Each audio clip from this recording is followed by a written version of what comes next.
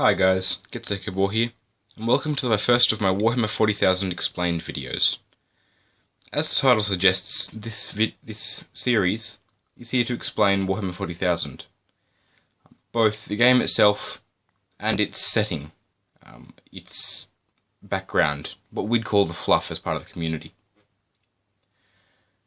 Now, Warhammer 40,000 is a 28mm tabletop wargame, and what this means is we use miniatures like these, which are in a 28mm scale, to play essentially a really complex version of chess, where you move, you shoot, and then you go into combat with miniatures.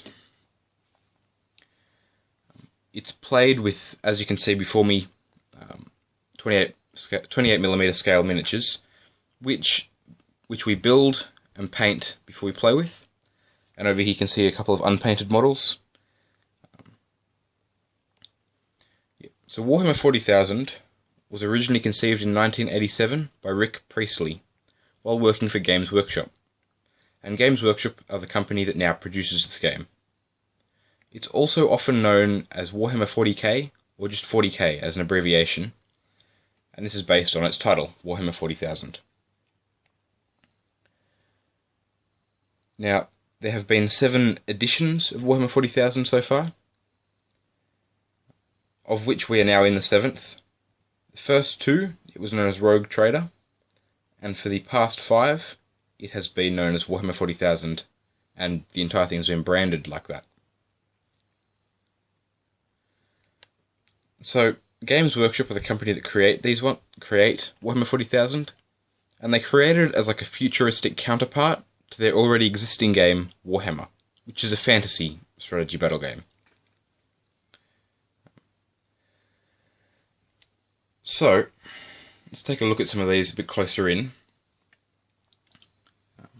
and I'll keep discussing the game and its history to a degree.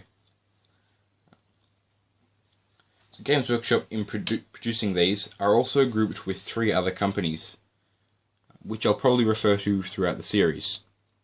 The first of which is Citadel, and they're the company that produced these plastic miniatures that you see in front of you here. Almost all of these are plastic, and they've just been painted.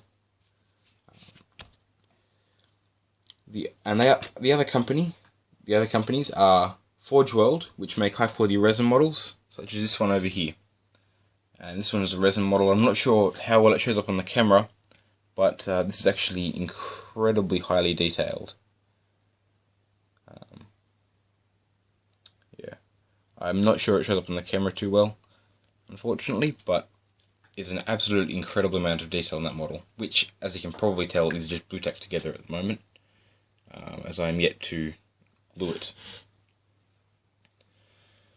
And the third and final company which they've partnered with is a company called Black Library. And they handle all the publications and books that are needed, such as these books which are like the fluff, the background, and this is stories in universe, and these books which are called codexes, and they detail the rules needed for a certain army. But more on those in another video. That pretty much sums up Games Workshop and Warhammer 40,000.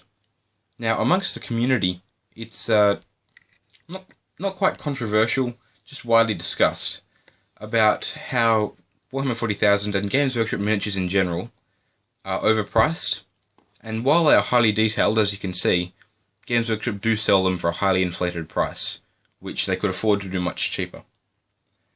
What's more, the newer rule sets for 7th and 6th edition tend to be highly contentious among the community as whether or not they're actually worth playing or not. I myself tend to remain in 6th edition, which is the previous one, because personally I think its rule set was more balanced than the current one. However, you will find people with differing opinions, quite regularly. So that pretty much sums up what Warhammer 40,000 is. In future videos we'll discuss in much more detail the background, or the fluff, and the story of the game. And in fact, I think next time on Warhammer 40,000 Explained, we'll be covering what we'll be covering. The Imperium of Man. And this is essentially the faction that is humanity. And we'll get to have a look at that and discuss it in depth and find out what it is. But for the moment, this has been the first episode of Warhammer 40,000 Explained. Let me know in the comments what you guys think of Warhammer 40,000. Did I miss something that I should have included? Let me know what you thought of the video. Do you enjoy it? If I did something well, let me know. If I didn't, then again let me know so I can improve it next time. And of course, comment, rate, subscribe, and like the video. Helps me keep the channel going, and actually helps me keep bringing out higher quality videos each time. And this is Gett'se Cabur, signing off.